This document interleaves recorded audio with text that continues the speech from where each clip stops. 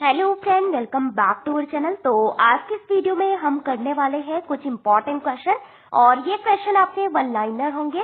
तो यहाँ पे हम बहुत सारी चीजें सीखेंगे और ये क्वेश्चन आपके इम्पोर्टेंट हो सकते हैं for different government exam like UGC net exam, TGT exam, PGT exam. इसके अलावा राजनीति विज्ञान विषय से संबंधित जितने भी एग्जाम है उन सभी के लिए। तो शुरू करते हैं अपने आज की इस प्रश्नों की श्रृंखला को। तो सबसे पहला प्रश्न है आपका कि राजनीति विज्ञान का जनक किसे माना जाता है, यानी who is the father of political science. तो आप सभी जानते हैं कि राजनीति विज्ञान के जनक कौन है, अरस्तु है। इसके अलावा अरस्तु ने राजनीति विज्ञान को सर्वोच्च विज्ञान यानी मास्टर साइंस के नाम से संबोधित किया। इसके अलावा एरिस्टोटल को जीव विज्ञान के जनक भी माना जाता है। इसके अलावा इन्होंने 158 देशों का जो संविधान है उसका वर्गीकरण किया, उसका अध्ययन किया। इस कारण से इनको तुलनात्मक राजनीति का जनक भी कहा जाता है। तो अरस्तु के बहुत सारे कोटेशन है, जैसे कि समानों के साथ समान व्यवहार, असमानों के साथ असमान व्यवहार करना ही न्याय है। इसके अलावा इन्होंने वितरणात्मक न्याय, आनुपातिक न्याय के बारे में आपका बात की थी। इसके अलावा इन्होंने कानून के शासन पे सबसे ज्यादा जोर दिया, रूल ऑफ लॉ पे। इसके अलावा इनकी फेमस पुस्तक की बात करें तो वो है आपकी निकोमेनियन एथिक्स, और उसके बाद आती है इनकी एक फेवरेट पुस्तक जो कि पॉलिटिक्स है, जो कि आप सभी को पता होगा। इसके अलावा इनकी एक और पुस्तक है आपकी पॉलिटिक्स। इसके अलावा कैटेगराइसिस भी इनकी एक इम्पोर्टेंट पुस्तक है। इसके अलावा निकोमेनियन एथिक्स हो गई और बहुत सारी इम्पोर्टेंट पुस्तक है अरस्तु की। इसके अलावा इन्होंने राज्य की परिभाषा भी दी कि राज्य परिवारों, ग्रामों, इन सब का एक समुदाय है। इसके अलावा इनका एक महत्वपूर्ण कोटेशन है कि मनुष्य एक सामाजिक प्राणी है जिसके लिए परिवार इन सब की काफी आवश्यकता होती है। जो कहता है कि मेरे लिए परिवार इन सब की आवश्यकता नहीं है, ये आपका या तो ईश्वर हो सकता है या तो आपका जानवर हो सकता है। इस तरह से इनकी इम्पोर्टेंट डेफिनेशन है। नेक्स्ट क्वेश्चन है कि प्रथम आधुनिक राजनीतिक विचारक कौन है। तो जब हम बात करते हैं कि फर्स्ट जो मॉडर्न थिंकर कौन है, मॉडर्न पॉलिटिकल थिंकर, तो जब आपका पुनर्जागरण के बाद आपका एक नया युग की शुरुआत होती है तो वहां पे प्रथम आधुनिक विचारक किसको माना जाता है, मैकियावेली को। तो मैकियावेली को बहुत सारे कोटेशन है, जैसे कि राज्य शब्द का प्रयोग सबसे पहले मैकियावेली ने किया। इसके अलावा मैकियावेली ने आपका प्रिंस नाम की एक पुस्तक लिखी। इसके अलावा आर्ट ऑफ वॉर भी इनकी एक इम्पोर्टेंट पुस्तक है। और इसके अलावा इन्होंने बहुत सारे कोटेशन दिए, बहुत सारे मतलब जो राजा है, प्रिंस है, उनको सलाह देने में इनका महत्वपूर्ण योगदान रहा है। इसके अलावा इनका एक फेवरेट कोटेशन है कि मनुष्य अपना सब कुछ भूल सकता है, यहाँ तक कि अपने पिता की मृत्यु को भी भूल सकता है, लेकिन अपनी संपत्ति को कभी नहीं भूल सकता है। इसलिए उन्होंने अपने प्रिंस से ये सलाह दी कि वो कभी भी आपका उनसे उनकी संपत्ति ना छीने, और उस कारण से जो व्यक्ति है वो आपका विद्रोह भी कर सकता है। तो इस तरह से इनका एक इम्पोर्टेंट कोटेशन है, किसका, मैकियावेली का। इसके अलावा इनकी एक फेवरेट बुक ऑफ भी है आपकी हिस्ट्री ऑफ फ्लोरेंस।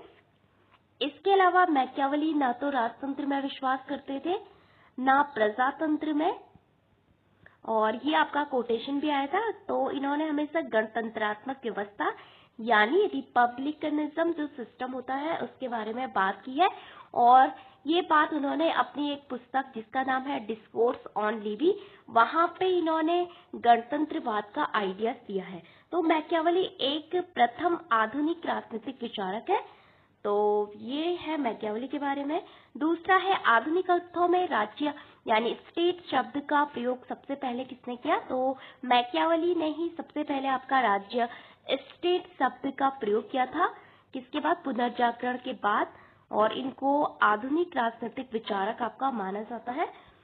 और नेक्स्ट है कि अध्ययन की ऐतिहासिक पद्धति का जन्मदाता किसे माना जाता है। जो आपका अध्ययन है, स्टडी है, उसकी जो हिस्टोरिकल आपका पद्धति है, अप्रोच है, उसका जो फादर है वो किसे माना जाता है, वो माना जाता है एरिस्टोटल का।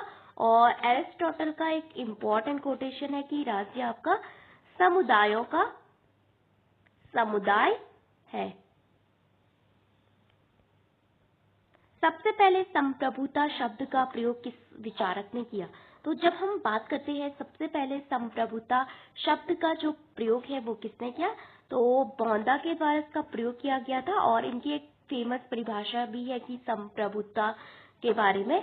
इसके अलावा इसका जब विस्तार की बात करें, इन्होंने दैवीय अर्थ में इसका प्रयोग किया था, लेकिन इसका विस्तार जब हम आधुनिक टाइम पीरियड में मतलब डिटेल में संप्रभुता की बात करते हैं तो वो जॉन ऑस्टिन ने आपका की थी और इनका जो अप्रोच था वो था आपका एकलवादी संप्रभुता। तो इन्होंने संप्रभुता की बहुत सारी विशेषता भी बताई थी, जैसे कि संप्रभुता आपकी स्थायी है, अविभाज्य है, कभी भी इसका विभाजन नहीं हो सकता है, परमानेंट है, इस तरह से। नेक्स्ट क्वेश्चन पे मूव करते हैं, किस विचारक को उदारवाद का जनक माना जाता है? तो जब हम बात करते हैं फादर ऑफ लिबरलिज्म तो वो थे जॉन लॉक।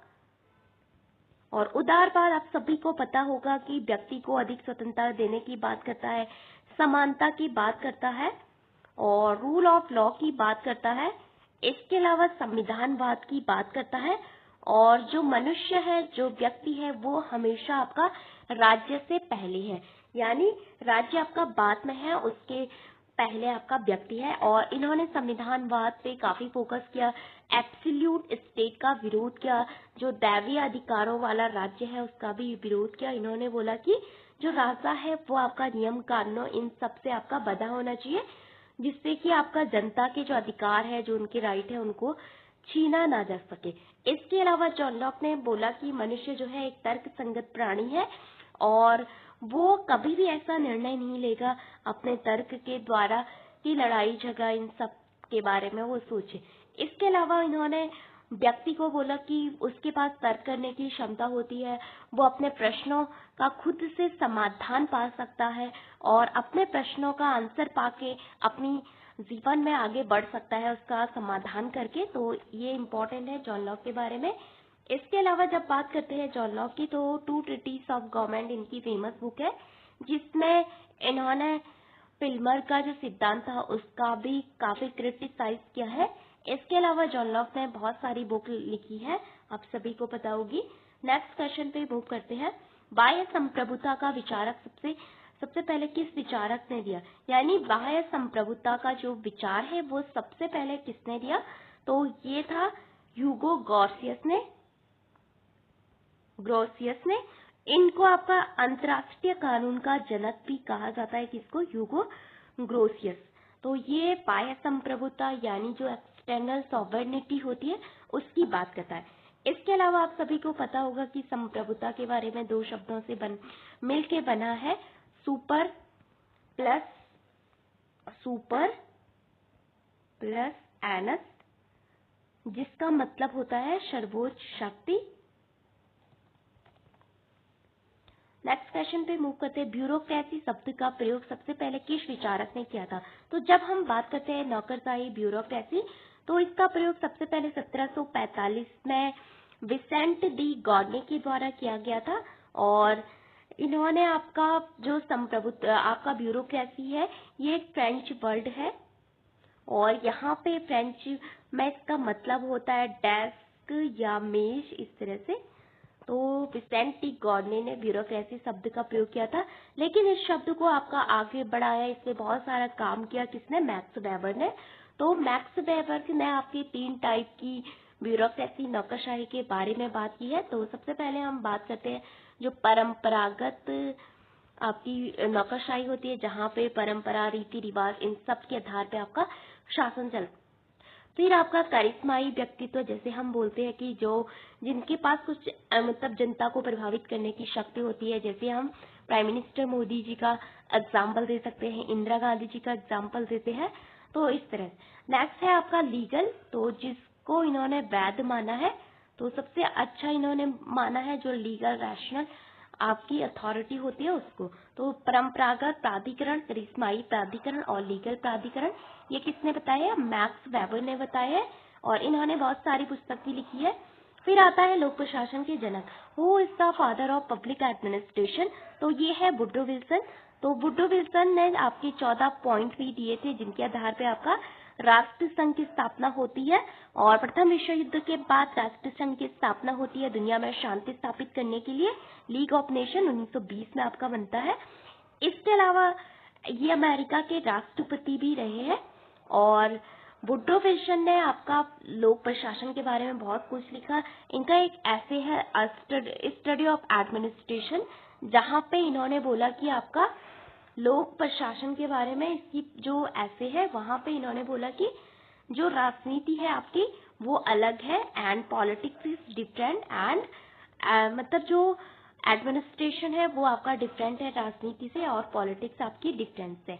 तो इन्होंने बोला कि संविधान बनाना तो आपकी क्या होगी, पॉलिटिक्स होगी, लेकिन इस संविधान को आपका अप्लाई करना, इसका इम्प्लीमेंटेशन करना, किस अच्छे ढंग से हम इस संविधान को चला सके, वो आपकी क्या है, प्रशासन है।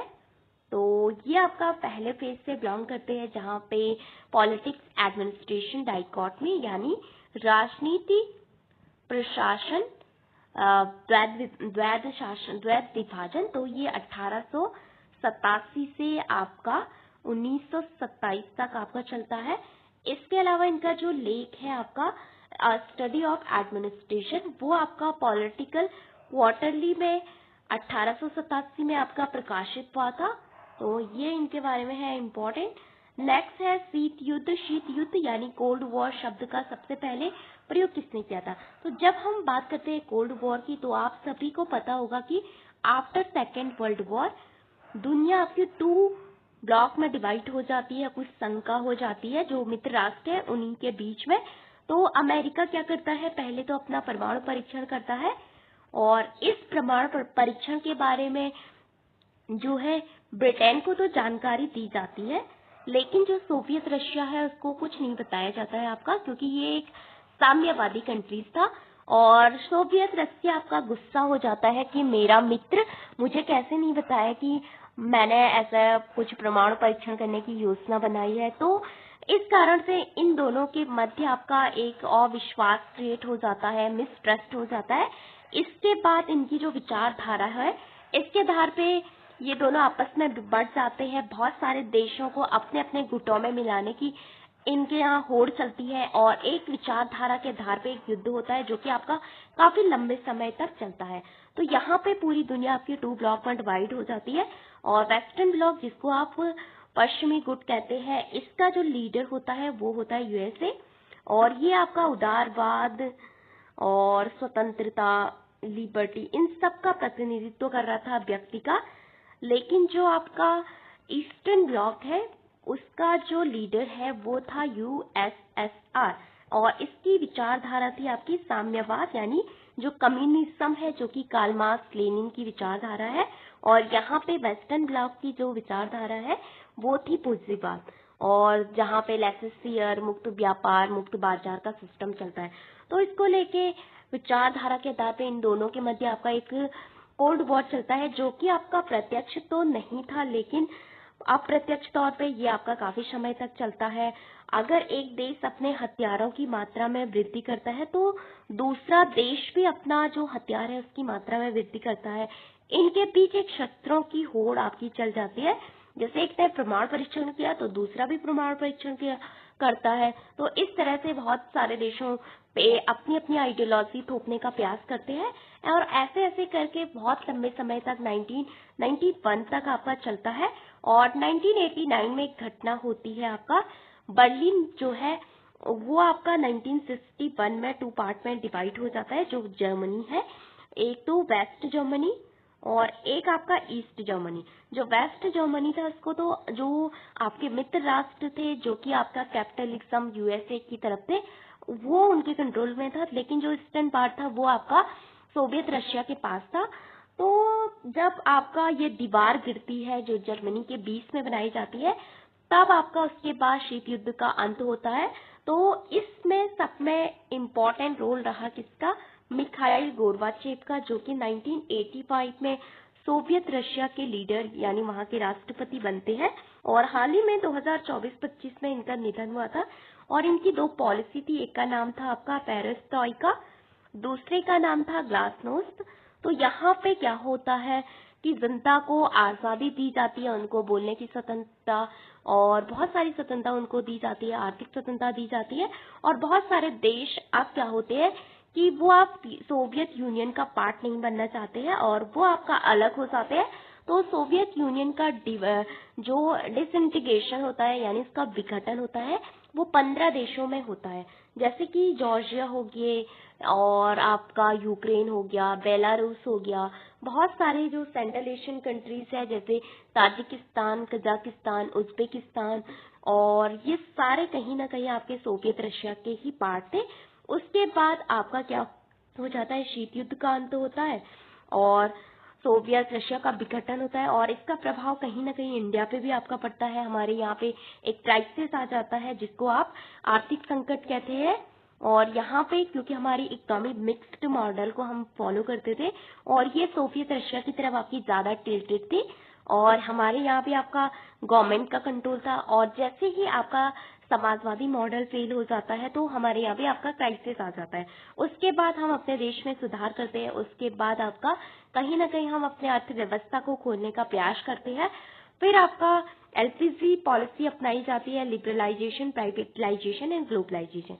इस समय प्राइम मिनिस्टर थे नरसिम्हा राव एंड जो फाइनेंस मिनिस्टर थे वो थे डॉक्टर मनमोहन सिंह।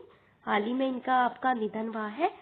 फिर यहाँ से पूरी दुनिया आपका एक ध्रुवीय हो जाती है और अमेरिका का रूल आपका स्टैब्लिश हो जाता है एक ध्रुवीय विश्व के तौर पे। तो शीत युद्ध का पहला प्रयोग किसने किया था, बर्नार्ड बरूस ने किया था। और इसका डेट इन्होंने ये शब्द आपका कब दिया था, कोल्ड वॉर 1946 में उन्होंने किसका प्रयोग किया था, शीत युद्ध शब्द का। इसके अलावा मूव करते हैं आगे तो नेक्स्ट क्वेश्चन पे। तो यहाँ पे आपका नेक्स्ट क्वेश्चन है कि अंतर्राष्ट्रीय संबंधों में गुटनिरपेक्षता शब्द के प्रथम प्रयोगकर्ता कौन थे। तो वी के कृष्ण मेनन ने गुटनिरपेक्षता शब्द के प्रथम प्रयोगकर्ता के तौर पे इनको जाना जाता है। इसके अलावा लिस्का का नाम भी आपने सुना होगा, ये टर्म जो है इसके बारे में इन्होंने बात कही थी। तो 1944 में इन्होंने वी के कृष्ण मेनन ने इसका प्रयोग किया था। ग्लोबलाइजेशन शब्द का सर्वप्रथम प्रयोग किसने किया था, तो ये किया था थियोडोर लेविट ने। तो ग्लोबलाइजेशन, वैश्वीकरण, भूमंडलीकरण, आप सभी को पता होगा कि विश्व के विभिन्न देशों के मध्य सामाजिक, आर्थिक, राजनीतिक विभिन्न प्रकार के जो संबंध होते हैं उनको आपका वैश्वीकरण कहते हैं। तो वैश्वीकरण पूरी दुनिया आपका एक ग्लोबल विलेज की तरह कन्वर्ट हो चुकी है और वैश्विक गांव बन चुकी है। और जहाँ पे आपका अगर एक दुनिया में मतलब एक देश पे कुछ क्राइसिस आता है तो उसका इफेक्ट आपका पूरी दुनिया पे, पूरे देशों पे पड़ता है। जैसे हाल ही में आपने देखा होगा ईरान वॉर में, तो यहाँ पे पूरे विश्व में आपका जब स्टेट ऑफ हॉर्मुज जो है बंद किया गया तो इसका प्रभाव कहीं ना कहीं पूरी दुनिया पर पड़ा, क्योंकि पूरी दुनिया का जो व्यापार है, जो उनके आर्थिक संबंध है, वो कहीं ना कहीं आपस में जुड़े हुए हैं। इस कारण से आपका एक देश में क्राइसिस आता है, उसका प्रभाव कहीं ना कहीं विश्व के सभी देशों पे पड़ता है। वहां पे खाद्यान्न की कमी महसूस होने लगती है, तेल की कमी महसूस होने लगती है, इसके अलावा गैस की कमी हो जाती है, इसके अलावा आपका बहुत सारी चीजों की कमी हो जाती है, जैसे कि जो आपके फर्टिलाइजर है उनकी कमी हो जाती है। नेक्स्ट क्वेश्चन है समाजवाद शब्द का प्रयोग सबसे पहले किसने किया। तो जो सोशलिज्म है उसका प्रयोग सबसे पहले रॉबर्ट ओवन ने किया था। तो इनको अर्ली सोशलिज्म भी, आपका सोशलिस्ट थिंकर भी कहा जाता है। और इनको आपका जो कार्ल मार्क्स थे, इन सभी को इन्होंने यूटोपियन, कल्पनावादी, स्वप्निल आदि कहा था और बोला था कि मेरा जो समाजवाद है वो आपका वैज्ञानिक समाजवाद है। तो समाजवाद का जनक आपका रॉबर्ट ओवन को कहा जाता है, लेकिन वैज्ञानिक जो समाजवाद है उसका जनक आपका कार्ल मार्क्स को कहा जाता है। किस विचारक को अंतर्राष्ट्रीय कानून का जनक कहा जाता है, तो who was the father of international law, so वो है ह्यूगो ग्रॉसियस। इनको आपका बाह्य संप्रभुता का जनक भी कहा जाता है। नेक्स्ट क्वेश्चन पे विचारधारा का अंत यानी एंड ऑफ आइडियोलॉजी सिद्धांत का प्रतिपादन किसने किया। तो एंड ऑफ आइडियोलॉजी जो शब्द है वो आपका डैनियल बेक के द्वारा आपका दिया गया।